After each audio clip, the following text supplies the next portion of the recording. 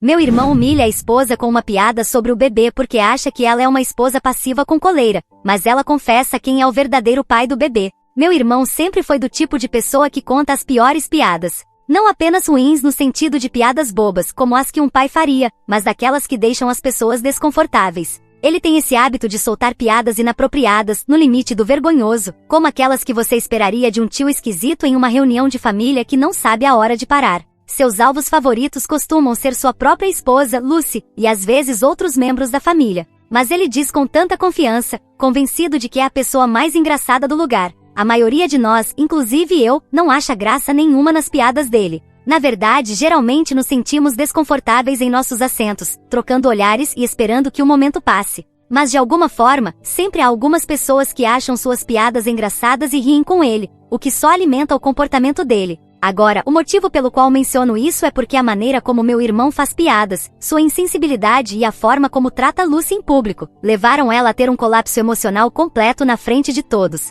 Isso aconteceu durante a celebração do aniversário do nosso primo, uma reunião onde suas piadas definitivamente não eram bem-vindas. Toda a família estava lá conversando, comendo e simplesmente aproveitando a ocasião. Meu irmão e Lucy também estavam presentes. Lucy, que atualmente está grávida, passou por tanto para chegar até esse ponto. Ela e meu irmão estavam tentando ter um bebê há 3 longos anos. Nesse tempo, ela sofreu 2 abortos espontâneos devastadores, experiências que a deixaram profundamente ferida. Depois do segundo, quase abandonaram completamente a ideia de ter filhos. Era doloroso demais continuar tendo esperanças para que depois elas fossem destruídas repetidamente. Mas, contra todas as probabilidades, Lucy engravidou novamente. Esse bebê era seu pequeno milagre, o filho que eles achavam que nunca teriam. Você pensaria que, dado tudo pelo qual haviam passado, meu irmão seria mais sensível e mais compreensivo em relação ao que Lucy precisava emocionalmente. Mas naquela noite na festa ficou dolorosamente evidente que não era o caso, e tudo levou a um momento de extremo desconforto provocado por ele.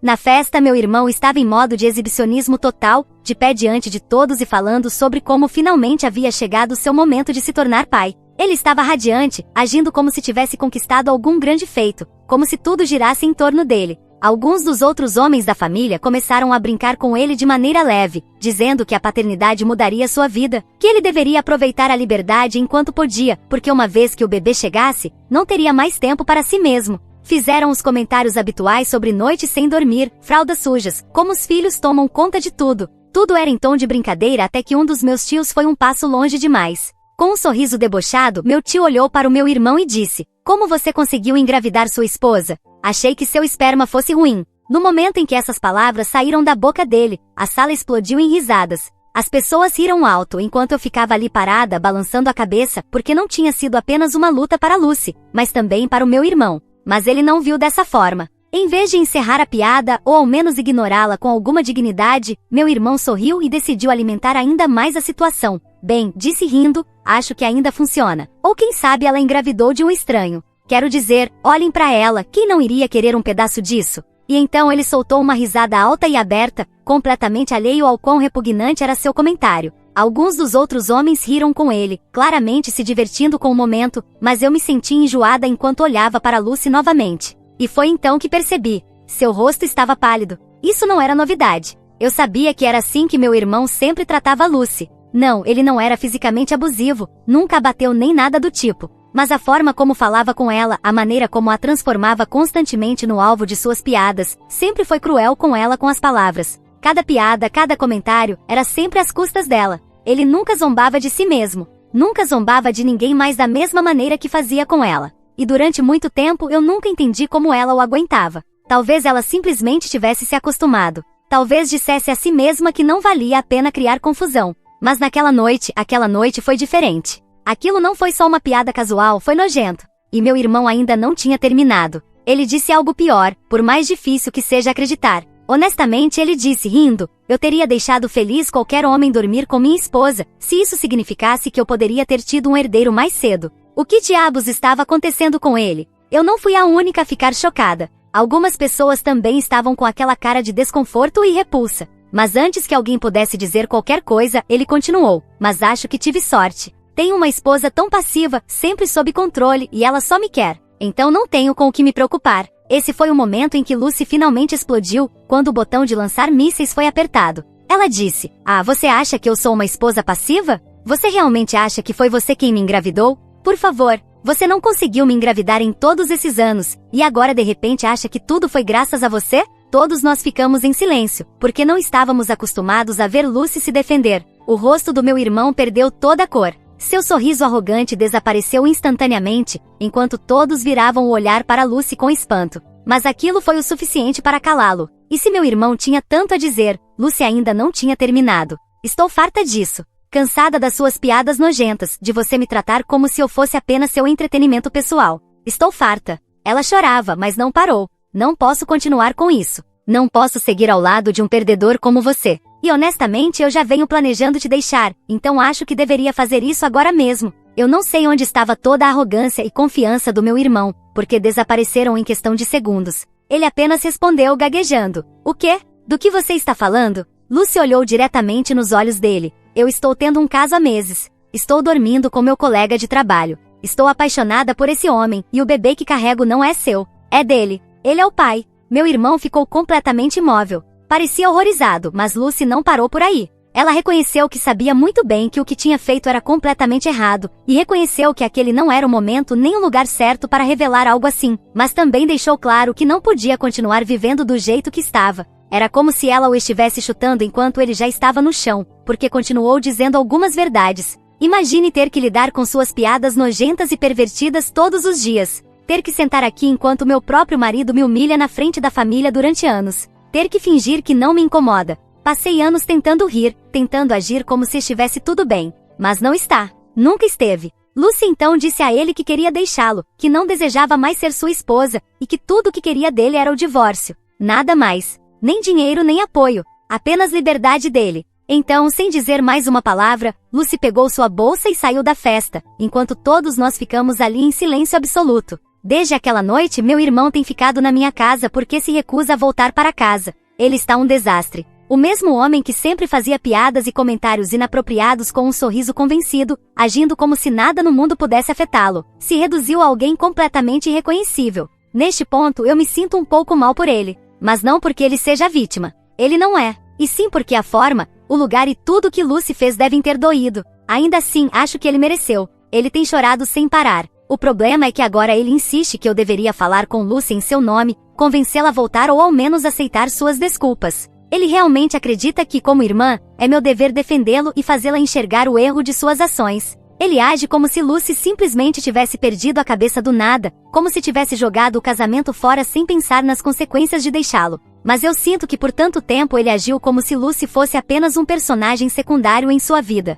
Alguém que existia para ele zombar, para fazer piadas, para considerar garantido. Eu vi tudo, eu sei a verdade. Mas agora que ela foi embora, agora que o deixou da maneira mais pública e humilhante possível, ele finalmente percebeu o que tinha. Ele acha que de toda a família, Lucy me escuta mais. Então tem me dito repetidamente que se alguém pode fazê-la mudar de ideia sou eu. Mas o que ele realmente quer dizer é que me vê como uma ferramenta para limpar sua bagunça. Alguém que possa fazer o trabalho por ele, para que ele não precise enfrentar Lucy diretamente. Ele não quer se desculpar. Ele não quer assumir a responsabilidade por seu comportamento. Então, sou eu a vilã por não fazer isso? Atualização 1. Antes de mais nada, meus pais e o resto da família não incomodam a Lucy de forma alguma. Na verdade, todos nós gostamos dela. Mas meu irmão sempre foi desnecessariamente cruel com ela, e mesmo quando tentamos conversar com ele sobre isso no passado, ele nunca deu atenção às nossas palavras. Como algumas pessoas perguntaram, e já que alguns de vocês realmente sentem pena do meu irmão, permitam-me deixar isso claro.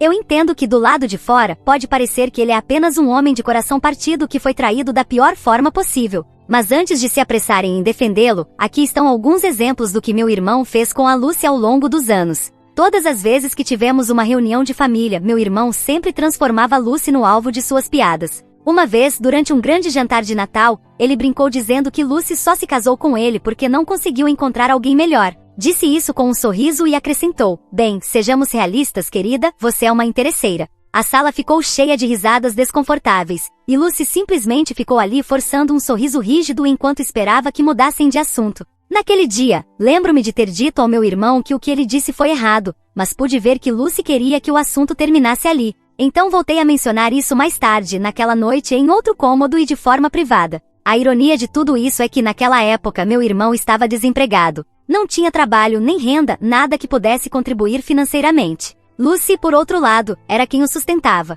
E mesmo assim, apesar de tudo isso, ele ainda tinha a audácia de menosprezá-la, de fazer piadas às custas dela, como se, de alguma forma, ela fosse inferior a ele. Lucy havia passado por 2 abortos espontâneos devastadores. Qualquer pessoa com um mínimo de empatia teria sido sensível com isso. Mas não o meu irmão. Em vez disso, ele transformou isso em piada mais de uma vez. Fez comentários sarcásticos sobre como o corpo dela simplesmente não conseguia segurar um bebê, ou como ela estava com defeito. Chegou a brincar na frente de amigos, dizendo que provavelmente ela foi mal construída como mulher, porque não conseguia levar uma gravidez até o fim. Meu irmão sempre pareceu pensar que Lucy era algum tipo de troféu sobre o qual ele podia falar como quisesse. Sempre dizia às pessoas o quão obediente ela era, chamando-a de uma boa dona de casa, enquanto fazia um gesto de estalar os dedos e fingia que ela correria até ele toda vez que fosse chamada. Consegue imaginar isso? Uma vez, um amigo dele perguntou, em tom de brincadeira, para Lucy: como você o aguenta? Em vez de deixá-la responder, meu irmão interveio e disse: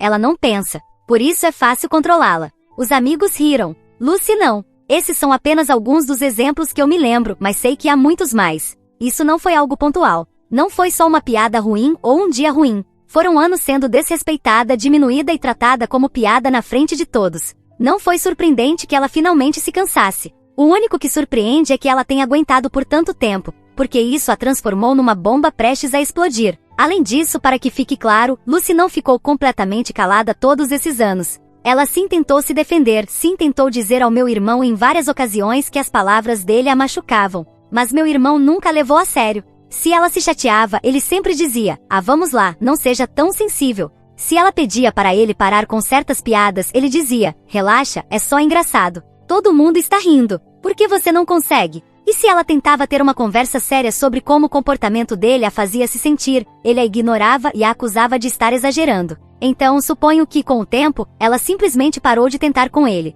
A verdade é que eu amo meu irmão, mas também não culpo a Lucy por tê-lo deixado. Também não sou a favor da infidelidade, mas se você suporta isso por anos, de alguma forma você precisa liberar a pressão. O ideal teria sido deixá-lo antes, mas esse não é o meu casamento. Eu vi a forma como meu irmão a tratou ao longo dos anos. O que eu realmente acho é que não vou me meter. Esse é um problema do meu irmão. E se ele é engraçado o suficiente para fazer piadas, então deveria ser adulto o suficiente para ir falar com ela. Atualização 2. Já passou uma semana desde minha última atualização. Depois de muita indecisão, finalmente me encontrei com Lucy. Meu irmão vinha me pressionando para que eu falasse com ela, para que de alguma forma a convencesse a se desculpar com ele, mas eu não me encontrei com ela por causa dele. Fiz isso por Lucy, para conversar com ela sobre o assunto. Eu precisava ouvir a versão dela dos fatos, entender por que tudo aconteceu da maneira que aconteceu. Quando nos sentamos para conversar, Lucy não tentou defender suas ações nem justificar o que fez. Em vez disso, ela se desculpou imediatamente. Não por ter deixado meu irmão, mas pela forma como fez. Admitiu que o que fez foi errado, que foi cruel revelar a infidelidade diante de todos daquela maneira, e que se sentia péssima por ter magoado meu irmão, não importando como ele a havia tratado. Ela não se sentia orgulhosa disso. Apenas disse que tinha chegado ao seu limite e que não sabia de outra forma de fazê-lo enxergar o que ele havia feito com ela durante todos esses anos. Lucy também deixou claro que estava falando sério sobre deixá-lo. Não havia volta. Disse que estava se mudando para viver com outro homem, e que ele inclusive estava ajudando-a a empacotar suas coisas. Disse isso com uma calma certeira, como se já tivesse lamentado o fim do casamento muito antes daquela noite na festa. Eu tive que fazer a pergunta que estava rondando na minha cabeça. Por que agora? Por que esperar até engravidar para finalmente deixar meu irmão? Por que não ir embora antes? E foi então que Lucy se quebrou. Entre lágrimas, admitiu que tinha tido medo. Por mais que meu irmão a humilhasse, por mais que a tratasse como uma piada, eles estavam juntos há tanto tempo que se afastar não parecia uma opção durante muito tempo. Ela me contou que ainda não tinha tido coragem de dizer a ele, mas que na festa, quando meu irmão estava ali de pé, fazendo piadas nojentas e degradantes sobre ela e seu filho na frente de todos, ela soube que não podia continuar com aquilo. Soube que não podia trazer um bebê para esse tipo de ambiente. E aquele momento reforçou o que ela já vinha sentindo no fundo do coração, e finalmente teve coragem de agir de acordo. Antes de nos despedirmos, Lucy me disse que independentemente do que acontecesse com o divórcio, ela ainda queria que eu fizesse parte da vida dela e do bebê. Disse que apesar de tudo, se importava com a nossa relação e não queria perdê-la. Fui honesta com ela. Disse que não podia prometer nada neste momento. Isso tudo é grande demais para uma decisão agora. Lucy assentiu limpando as lágrimas e me disse que entendia. Não insistiu. No geral, terminamos nossa conversa em bons termos. Atualização 3. Desde que a Lucy o deixou, o meu irmão tem estado em queda livre completa. É como se ele não soubesse como funcionar sem ela. E em vez de lidar com as suas emoções de forma saudável, está a autodestruir-se. No início, ele estava a ficar em minha casa, mas depois de algum tempo foi-se embora, provavelmente porque percebeu que eu não ia continuar a fazer-lhe as vontades. Mas só porque ele já não vive debaixo do meu teto, não significa que eu tenha deixado de lidar com o desastre que ele está a criar. Tem bebido de forma excessiva, ao ponto de se estar a tornar num problema sério. Quase todas as noites está num bar qualquer a embebedar-se, a arranjar confusões com desconhecidos, e como sou eu o contato de emergência dele, sou sempre eu quem recebe as chamadas por causa dele. Já nem consigo contar quantas vezes os empregados de bar me ligaram, a dizer que o meu irmão está demasiado bêbado para se aguentar em pé ou que está a causar uma cena e precisam que alguém o vá buscar antes que seja expulso. E se não é um empregado de bar que me liga, é um hospital. Já houve várias ocasiões em que ele acabou desmaiado por ter bebido demais ou a vomitar tão gravemente que alguém teve de chamar os serviços de emergência. É completamente imprudente e cada vez que atendo o telefone, preparo-me para o pior. Como se o álcool não fosse suficiente, também se meteu no jogo. Nem sei ao certo quando começou, mas neste ponto é óbvio que está viciado. Todos os meses, sem falhar, vem ter comigo a pedir dinheiro. Está sempre a inventar desculpas, a dizer que está a passar por uma fase difícil, que precisa de ajuda para se recompor, que só precisa de um pouco de apoio familiar para ultrapassar este momento. Mas eu sei exatamente para onde vai esse dinheiro. Sei que não é para pagar renda nem contas. Vai diretamente para o cassino mais próximo ou para sites de apostas online, onde gasta tudo a tentar ganhar uma fortuna. E quando me recuso a dar-lhe dinheiro, ele perde completamente o controle. Começa a gritar, a dizer que é minha obrigação estar lá por ele. Não importa o quanto eu tente ajudar, ele recusa-se a realmente ajudar-se a si mesmo. Tenho estado verdadeiramente preocupada com o meu irmão. O seu consumo de álcool, o jogo, o comportamento autodestrutivo. Tudo está a piorar, e já não sei como ajudá-lo. Sabia que não podia continuar a lidar com isso sozinha, por isso falei com o resto da família, e juntos decidimos fazer uma intervenção. Pensamos que se todos nos sentássemos com ele e lhe mostrássemos o quanto se estava a magoar a si próprio e as pessoas à sua volta, talvez, só talvez, ele se apercebesse e aceitasse que precisava de ajuda.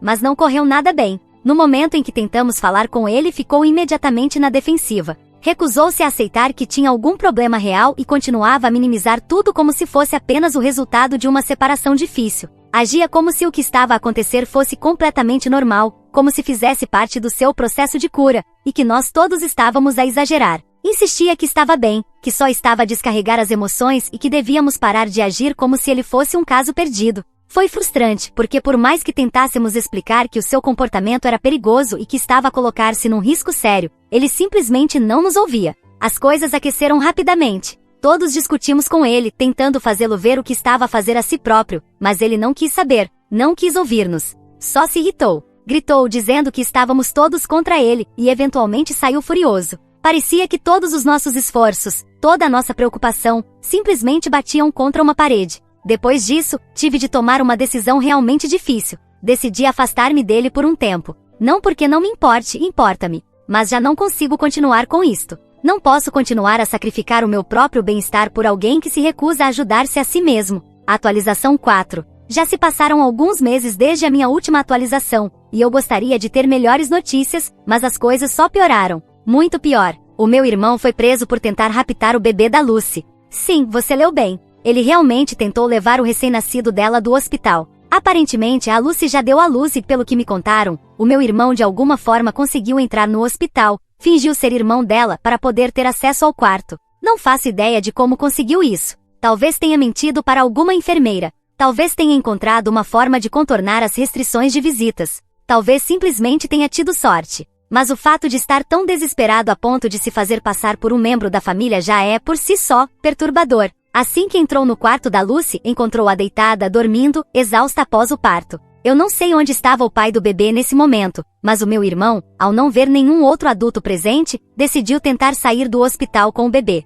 Eu simplesmente não consigo entender o que passava pela cabeça dele. Felizmente, uma enfermeira viu quando ele estava a tentar sair e interveio de imediato. Ela percebeu que algo não estava certo, talvez pela forma como ele se comportava, mas, seja lá o que for, ela se recusou a deixá-lo sair. E quando começou a interrogá-lo, ele começou a ficar nervoso. Foi nesse momento que a Lucy acordou. O momento em que ela viu o que estava a acontecer. Perdeu completamente o controle. Começou a gritar com o meu irmão, exigindo saber o que, pelo amor de Deus, ele estava a fazer. Só posso imaginar o quão aterrador foi aquele momento para ela, acordar no hospital, ainda a recuperar do parto, e ver o ex-marido a tentar levar o seu filho. O pessoal do hospital chamou imediatamente a segurança e depois a polícia. Mas em vez de perceber que tinha sido apanhado, em vez de recuar e aceitar a realidade do que estava a fazer, o meu irmão perdeu completamente a cabeça. Começou a gritar, a fazer um escândalo, berrando para todos que o bebê era dele por direito. Repetia uma e outra vez que não se importava com a paternidade, que não importava de quem era o DNA da criança.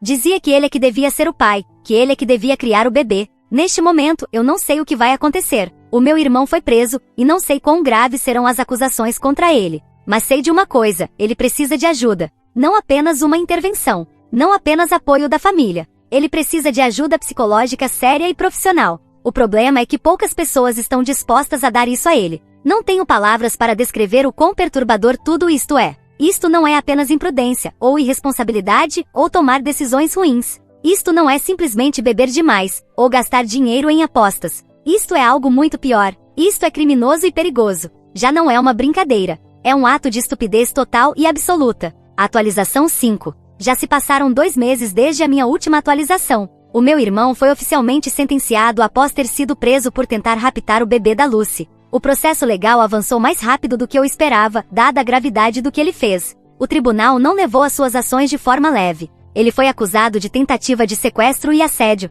E apesar de os meus pais terem contratado um advogado muito bom para o ajudar, não havia realmente uma forma de defender o que ele fez. Ele foi apanhado em flagrante e tanto a Lucy quanto o pessoal do hospital e a segurança testemunharam contra ele. Não havia espaço para dúvida. Parecia que ele tinha planeado levar o bebê embora, e o tribunal viu exatamente isso, viu quem ele realmente é. O juiz sentenciou-o a passar um tempo na prisão. Além disso, a Lucy apresentou uma ordem de restrição contra ele. Agora, legalmente, ele está proibido de se aproximar dela ou do bebê. Não pode telefonar-lhe nem sequer enviar uma mensagem. Se violar essa ordem de qualquer forma, vai arranjar ainda mais problemas. Depois de tudo o que aconteceu, finalmente decidi entrar em contato com a Lucy por minha conta. Pedi desculpas em nome do meu irmão. Disse-lhe o quanto eu lamentava profundamente tudo o que tinha acontecido, pela forma como meu irmão a tratou durante todos esses anos e pelo pesadelo que ele a fez viver no hospital. Ela disse-me que estava seriamente abalada com tudo o que aconteceu e que agora planeava deixar completamente a cidade.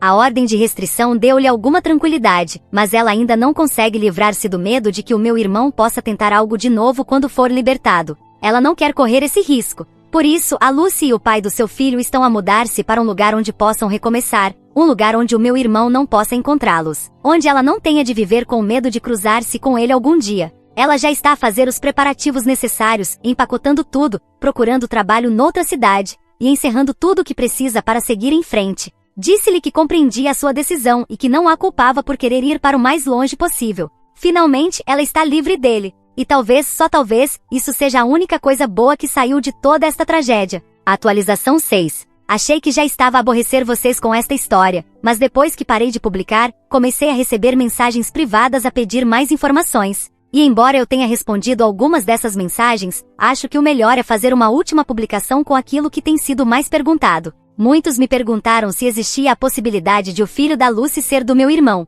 E a verdade é que sim, havia uma possibilidade. Mas isso foi completamente descartado com um teste de DNA. O meu irmão exigiu o teste como uma tentativa de ter algum papel na vida daquela criança, que se me perguntarem, escapou por um triz. E o resultado foi negativo. A Lucy já está completamente mudada, seja lá onde estiver. Ainda falo com ela de vez em quando, mas não sei exatamente onde se mudou. Não, nós não somos amigas, mas preocupo-me com ela, afinal, ela fez parte da família durante tanto tempo. O meu irmão ainda se pergunta onde ela está, mas ele não sabe que eu mantenho contato com ela e muito menos onde ela vive agora. E acho que é melhor assim. O melhor é ele manter-se afastado de tudo isto. Já passou tempo suficiente para que o meu irmão tenha saído da prisão. Por isso, para o próprio bem dele, é melhor que ele mantenha distância. Sei que ele tem tentado descobrir o paradeiro da Lucy, o que só pioraria ainda mais as coisas. Mas até onde eu sei, poucas pessoas sabem onde ela está. A minha relação com o meu irmão, e com parte da família, está completamente destruída. Ele só mantém algum contato com os nossos pais,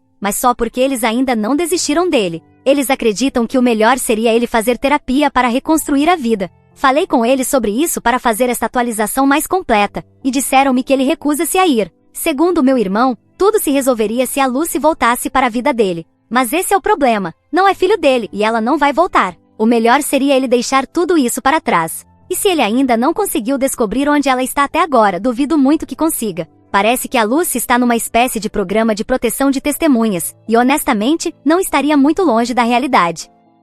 História 2. Minha filha faz café para o meu namorado todas as manhãs, passa suas camisas e tenta sentar no colo dele quando tem chance. Mas agora ele está furioso e quer expulsá-la de casa, ok? Então, eu, mulher de 47 anos, estou namorando meu namorado, homem de 52, há cerca de 2 anos. Nós nos conhecemos em um grupo de apoio ao luto, depois que ambos perdemos nossos cônjuges. Ele perdeu a esposa para o câncer, e eu perdi meu marido em um acidente de carro. Conhecer alguém que entendia esse tipo específico de dor foi, não sei, reconfortante, eu acho. Eu não estava procurando um relacionamento de forma alguma, mas as coisas simplesmente aconteceram naturalmente. Só para contextualizar, eu tenho 2 filhos. Minha filha, mulher de 19 anos, e meu filho, homem de 16. Meu namorado tem um filho, homem de 17 anos, do casamento dele. Meu filho é bastante indiferente quanto a todo o relacionamento. Um típico adolescente que só resmunga quando é questionado sobre algo e passa a maior parte do tempo jogando videogame ou saindo com os amigos. O filho do meu namorado, na verdade, é muito gentil. Quando começamos a namorar, eu estava preocupada com a forma como todas as crianças se dariam bem, mas tem sido surpreendentemente tranquilo. Os meninos não convivem muito, já que têm interesses diferentes. Meu filho gosta de videogames e o filho do meu namorado é mais ligado em esportes. Mas eles são civilizados um com o outro, o que honestamente já é tudo o que posso pedir neste ponto. Provavelmente devo mencionar que sou massoterapeuta, trabalho com isso há cerca de 15 anos. Meu namorado é diretor funerário. Sei que parece uma combinação estranha, mas funciona pra gente. Ele brinca dizendo que eu cuido dos corpos vivos e ele dos mortos. Humor negro, eu sei. Mas quando você já passou por tanta merda como nós, você encontra humor onde pode. Tudo nesse relacionamento tem sido ótimo até agora. Nossos filhos se dão razoavelmente bem, temos valores semelhantes sobre dinheiro e criação de filhos, e ambos entendemos a necessidade do outro por espaço. Às vezes ele é incrivelmente inteligente, tipo nível campeão de xadrez, e fala 6 idiomas diferentes, inglês, francês, alemão, espanhol, italiano, e está aprendendo mandarim. Ainda não entendo como alguém tão inteligente pode ser tão ingênuo em algumas coisas, tipo deixar o laptop aberto quando vai ao banheiro, e eu consigo ver que ele tem procurado anéis de noivado, RS. Ser diretor funerário, na verdade, é perfeito para ele. Ele é muito respeitoso e compassivo com as famílias enlutadas, e acho que a experiência pessoal dele com a perda o torna especialmente bom no que faz. Não é o tipo de profissão que a maioria das pessoas escolheria, mas ele diz que isso faz sentir que está oferecendo conforto nos piores momentos das pessoas, e eu respeito isso. Começamos devagar. Nos primeiros 6 meses nem contamos aos nossos filhos que estávamos namorando. Só nos encontrávamos para tomar café depois das sessões do grupo. Depois fomos gradualmente saindo para jantar, ver filmes, esse tipo de coisa. Fomos muito cuidadosos em não nos apresentarmos aos filhos até termos certeza de que aquilo era sério. Acho que foi a abordagem certa, especialmente considerando o quão fragilizados todos estavam após a perda de um dos pais ou cônjuges. Enfim, é aqui que as coisas ficam estranhas e o motivo pelo qual estou postando aqui. Minha filha adora o meu namorado. Quando começamos a namorar de verdade e eu os apresentei, fiquei honestamente surpresa com a rapidez com que eles se deram bem, porque ela é extremamente tímida e sofreu muito com a morte do pai. Ela mal falava com qualquer pessoa durante meses depois que aconteceu. Mesmo antes da morte dele, ela sempre foi mais apegada ao pai, e nós tínhamos as tensões normais de mãe e filha durante a adolescência. Mas com o meu namorado, ela voltou a conversar e a sorrir em questão de minutos após conhecê-lo. Eu não quis questionar, porque fiquei aliviada em vê-la se abrindo novamente, sabe? Mas com o tempo, comecei a notar algumas coisas que me deixaram desconfortável. Para começar, no Dia dos Namorados deste ano, ele me deu um lindo buquê de flores, o que era esperado, mas também deu uma rosa para minha filha. Ela ainda tem, pendurada de cabeça para baixo no quarto, para conservar. Na época, achei doce ele incluí-la na data comemorativa, mas agora me parece estranho. Tipo, quem dá presente de Dia dos Namorados para a filha da namorada? Mencionei isso casualmente para uma amiga, e ela disse que foi atencioso, mas o tom dela me fez pensar que ela também achou estranho. Aí tem a rotina matinal. Ela acorda cedo, toda manhã, para fazer um latte para ele antes de ir trabalhar, tipo, ela coloca o despertador só para garantir que esteja pronta a tempo. Ela nunca fez esse tipo de coisa pro próprio pai, e com certeza não faz para mim. Uma vez comentei, que doce da sua parte fazer café para ele, e ela só deu de ombros e disse, ele trabalha muito e merece. À noite, quando ele chega em casa, ela está esperando na cozinha com uma cerveja e um sanduíche para ele. Parece algo saído de um manual de esposa dos anos 1950. Às vezes ela literalmente fica olhando pela janela para ver o carro dele chegando. Uma vez ela até passou as camisas dele. Cheguei em casa e a encontrei na lavanderia, com as camisas sociais dele todas penduradas, e ela estava passando uma por uma com muito cuidado. Quando perguntei o que ela estava fazendo, ela disse que as camisas estavam amassadas e sabia que ele gostava de parecer profissional. Ele tem um maldito serviço de lavanderia para essas roupas, não precisa que passem as camisas. O que realmente me irritou foi quando ela comprou para ele uma cadeira cara ergonômica com massageadores para o escritório em casa.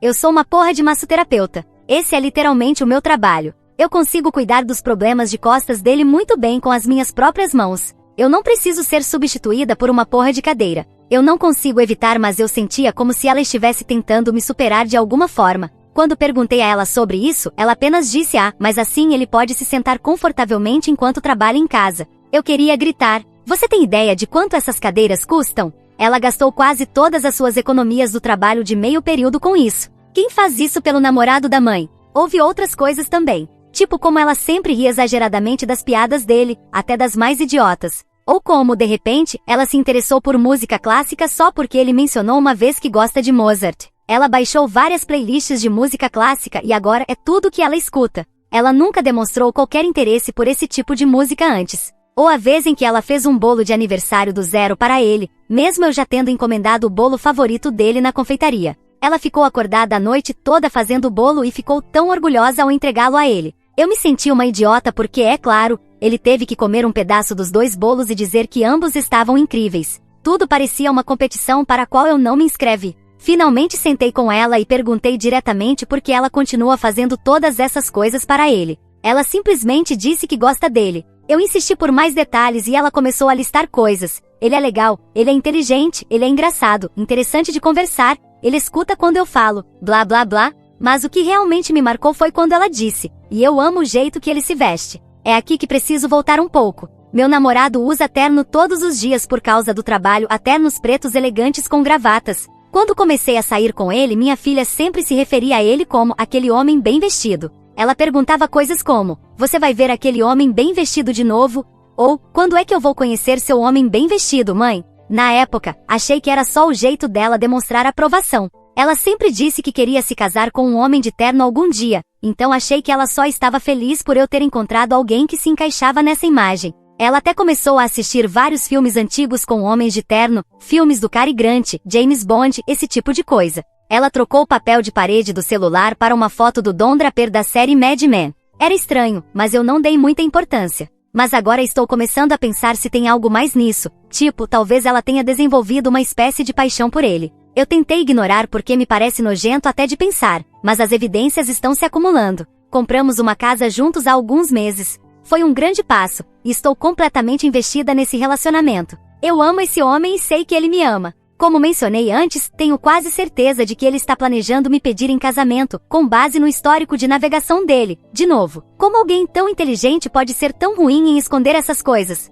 A casa é bonita, não é enorme, mas é grande o suficiente para todos nós. Minha filha e meu filho têm seus próprios quartos, e há um quarto de hóspedes para quando o filho do meu namorado vem nos visitar. Ele mora principalmente com a mãe, mas passa fins de semana alternados conosco. Estamos lentamente deixando a casa com a nossa cara pintando, comprando móveis novos e tudo mais. Meu namorado e eu, é claro, dividimos o quarto principal. Pouco tempo depois de nos mudarmos, minha filha começou a encontrar motivos para bater na porta do nosso quarto à noite. Ela fazia perguntas aleatórias que claramente podiam esperar até de manhã ou dizia que ouviu um barulho e queria saber se também tínhamos ouvido. Chegou ao ponto em que meu namorado brincou dizendo que ia colocar uma placa de não perturbe na porta. Eu ri, mas já estava começando a me irritar. Depois teve a vez em que ela entrou sem querer no banheiro enquanto ele estava lá. Ele estava apenas lavando as mãos, graças a Deus, mas ela não pediu desculpas nem pareceu constrangida. Apenas ficou parada por um momento antes de dizer desculpa, de um jeito que não parecia nada arrependido. Quando falei com ela sobre isso depois, ela disse que a porta não estava totalmente fechada e que não percebeu que ele estava lá. Mas a porta do nosso banheiro prende um pouco. Você precisa puxar com força para fechar. Não tem como não perceber que tem alguém lá dentro. Enfim, tudo isso chegou ao limite ontem à noite. Estávamos assistindo a um filme na sala, eu, meu namorado e minha filha. Meu filho estava na casa de um amigo para algum evento de jogos. Minha filha foi até a cozinha buscar bebidas para todos, e quando voltou, entregou a cerveja do meu namorado e tentou sentar no colo dele. Digo tentou porque meu namorado imediatamente a empurrou e disse, com uma voz muito zangada, que o que ela fez foi completamente inapropriado. Os dois pareciam completamente chocados, ele pelo que ela fez e ela pela reação dele. Então ele subiu para o nosso quarto, irritado. Eu fui atrás para conversar sobre o que tinha acontecido. Ele estava furioso, mais bravo do que eu já tinha visto antes. Começou a dizer que minha filha precisava começar a procurar outro lugar para morar, que isso já vinha se acumulando há um tempo e que ele não estava mais confortável com ela na casa. Ele disse que houve outros incidentes que eu não percebi, momentos em que ela chegava perto demais, ou tocava o braço ou o ombro dele sem necessidade. Entrei em pânico e contei para ele sobre o lance do homem bem vestido e sugeri que talvez, se ele usasse roupas normais fora do trabalho, ela não agisse de forma tão estranha. Disse que talvez os ternos estivessem passando uma mensagem errada ou algo assim. Ele me disse que eu estava sendo ridícula e virou as costas para mim. Fomos dormir sem resolver nada. Essa manhã, tentei fazer café da manhã como um gesto de paz, mas ele simplesmente saiu. Disse que ia pro McDonald's em vez disso. Ele me mandou uma mensagem do estacionamento dizendo que vamos ter uma conversa séria quando ele voltar para casa. Eu não sei o que pensar ou fazer. Eu não quero perdê-lo, mas também não quero que minha filha seja expulsa. Sei que sugerir que ele mudasse de roupa foi estúpido, mas eu estava desesperada e simplesmente falei. Eu sou a babaca aqui? Será que eu deveria ter notado esse comportamento estranho antes? O que eu faço agora? Atualização. Meu celular não para de vibrar com notificações. Obrigada a todos que comentaram, até mesmo aqueles que me chamaram de péssima esposa, provavelmente eu mereço isso. Muitos de vocês chegaram a algumas conclusões bem extremas. Não, meu namorado não está dormindo com minha filha. Não, ele não a está aliciando. E para aqueles que disseram que estou em negação, bem, vocês estavam parcialmente certos, mas não da forma que pensam. Antes de contar o que aconteceu, quero abordar alguns comentários. Sim, agora eu percebo que sugerir que ele mudasse a forma como se veste foi uma coisa estúpida de se dizer. Eu estava em pânico e simplesmente saiu. E para a pessoa que perguntou por que eu não confrontei minha filha mais cedo, acho que eu estava torcendo para que fosse só uma fase ou algo assim. Não sei, eu estraguei tudo. Enfim, então meu namorado finalmente voltou para casa e tivemos nossa conversa séria. Acontece que havia muita coisa que eu não sabia, um verdadeiro show de horrores na verdade. Meu namorado me mostrou várias mensagens perturbadoras que minha filha mandou para ele nos últimos meses. Nada explicitamente sexual ou com propostas, mas coisas estranhas como, sinto sua falta enviada às 2 da manhã, ou você está acordado. Seguida de várias mensagens sobre como ela não conseguia dormir e queria alguém para conversar. Havia também mensagens como você está bonito hoje e obrigada por me ouvir ontem, ninguém me entende como você. Ele me mostrou que sempre respondeu de forma apropriada com coisas do tipo, você deveria tentar dormir ou, fico feliz que conseguimos conversar, mas lembre-se que sua mãe também está sempre aqui para você. Ele nunca incentivou nada inapropriado, o que foi um alívio ver, mas essa nem foi a pior parte. Aparentemente minha filha confidenciou a ele sobre uma amizade muito próxima que teve com o treinador de basquete dela, logo após a morte do pai. Pelo que meu namorado contou, essa amizade foi extremamente inapropriada e provavelmente envolvia algum tipo de aliciamento ou abuso. O treinador tinha cerca de 30 anos e mandava mensagens a toda hora, levava ela para casa depois do treino e dava atenção especial. Ela tinha 17 na época, então tecnicamente ainda era menor de idade. Meu namorado manteve isso em segredo porque minha filha implorou para ele não me contar, e ele não quis quebrar a confiança dela quando ela finalmente estava se abrindo para alguém. Eu fiquei profundamente magoada ao ouvir tudo isso. Quero dizer, eu sou a mãe dela, eu deveria ter sido a pessoa para quem ela veio com isso.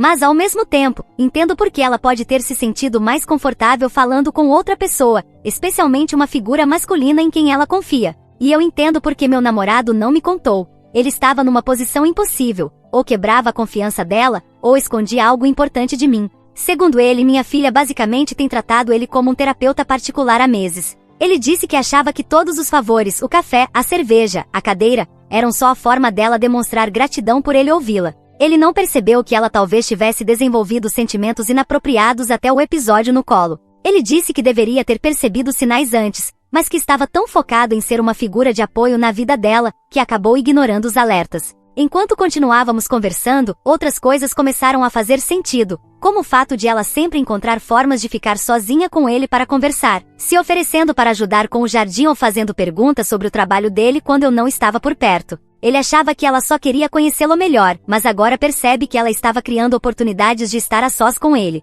Ele se desculpou por ter reagido diretamente sugerindo que ela fosse embora e admitiu que agiu com base no choque e no desconforto. Disse que, na verdade, não quer que ela saia de casa, mas que acha que precisamos estabelecer limites firmes, talvez, buscar ajuda profissional para ela. Eu também pedi desculpas pelos comentários estúpidos sobre os ternos dele. Foi uma fala tomada por negação e pânico, e eu me sinto uma idiota por ter sugerido algo tão ridículo. Claro que as roupas dele não são o problema, eu estava apenas procurando qualquer desculpa para não encarar o verdadeiro problema. Depois de conversar com meu namorado por horas, sentei com minha filha para uma conversa extremamente desconfortável, mas necessária sobre limites. Ela estava escondida no quarto desde o incidente, só saía quando achava que não tinha ninguém por perto. Assim que mencionei o episódio do colo, ela começou a chorar e a pedir desculpas sem parar. Jurou que não quis dizer nada estranho com aquilo, que só se sentia confortável ao redor dele. Perguntei diretamente se ela tinha sentimentos por ele, e ela ficou na defensiva dizendo, Eca, não. Isso é nojento, ele é velho. Mas o rosto dela estava vermelho como um tomate e ela não conseguia me encarar. Expliquei que, independentemente da intenção, sentar no colo de um homem adulto na idade dela era inapropriado, especialmente quando esse homem é o namorado da mãe. Também disse que outros comportamentos dela estavam deixando nós dois desconfortáveis. Ela só continuava chorando e dizendo que sentia muito. Eu não contei pra ela que sei do treinador de basquete, porque não quero que ela se sinta traída pelo meu namorado. Estou torcendo para que um profissional possa ajudá-la a falar sobre isso num ambiente mais seguro e controlado. Porque sim, a terapia vai acontecer. Eu deveria ter insistido nisso logo após a morte do pai dela, mas os dois, ela e meu filho, disseram que não queriam, e eu não quis forçar. Claramente, isso foi um erro. Quando sugeri a terapia, ela na verdade pareceu aliviada. Admitiu que tem tido dificuldade para dormir e pensar com clareza desde que o pai morreu. Disse que conversar com meu namorado ajudava porque ele entende de um jeito que outras pessoas não entendem. Eu disse que entendo essa conexão, mas que existem limites apropriados que precisam ser respeitados. Ela concordou com a cabeça e aceitou ir para a terapia. Perguntei a ela sobre a coisa dos ternos, só por curiosidade. Ela ficou com um olhar sonhador no rosto e disse, o papai nunca se arrumava, ele estava sempre de camiseta e jeans. Eu só acho que homens de terno parecem mais, sei lá, organizados como se tivessem a vida sob controle. Foi na verdade meio triste de ouvir. Eu acho ela tem procurado alguém para substituir o pai,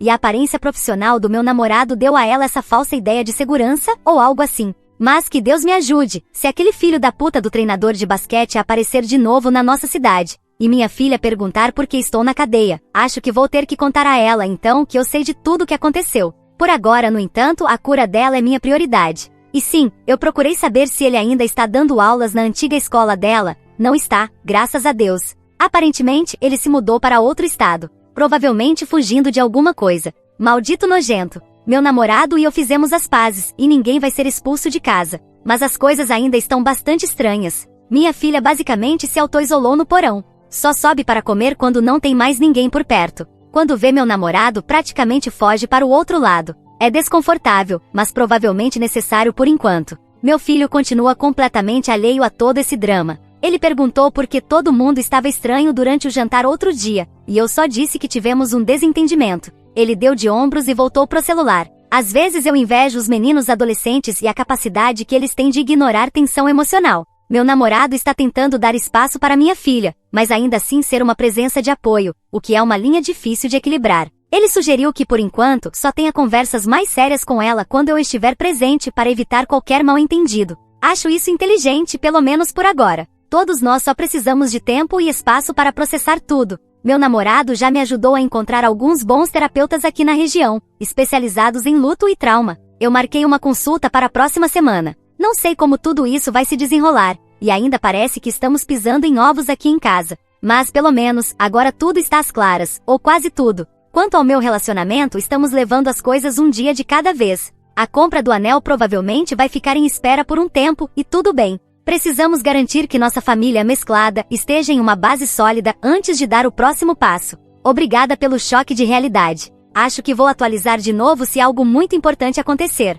Mas, sinceramente, estou torcendo por um pouco de tédio e normalidade por um tempo. Só coisas de família comuns, como discutir de quem é a vez de lavar a louça, ou qual filme assistir na sexta-noite. Edição. Obrigada por todos os comentários de apoio. Para quem perguntou sobre os amigos da minha filha, sim, ela tem alguns amigos próximos do ensino médio, mas todos foram para faculdades diferentes. Então eles não se veem com tanta frequência agora. Ela está fazendo aulas online em uma faculdade comunitária enquanto trabalha meio período em uma cafeteria, então também não está conhecendo muita gente nova. Isso é outra questão que precisamos abordar, ajudá-la a se envolver mais com pessoas da mesma idade. E não, eu não confrontei o treinador de basquete e nem pretendo. Por mais que eu queira destruí-lo, meu foco agora precisa ser na cura da minha filha. Talvez um dia, quando ela estiver pronta, possamos conversar sobre denunciá-lo, mas eu não vou forçar isso antes que ela esteja preparada para lidar com isso. E obrigada à pessoa que sugeriu noites de jogos em família como uma forma de aliviar a tensão. Na verdade, tentamos isso ontem à noite. Um joguinho simples de cartas. Ainda foi meio constrangedor, mas melhor do que todos se evitando. Um passo de cada vez, eu acho.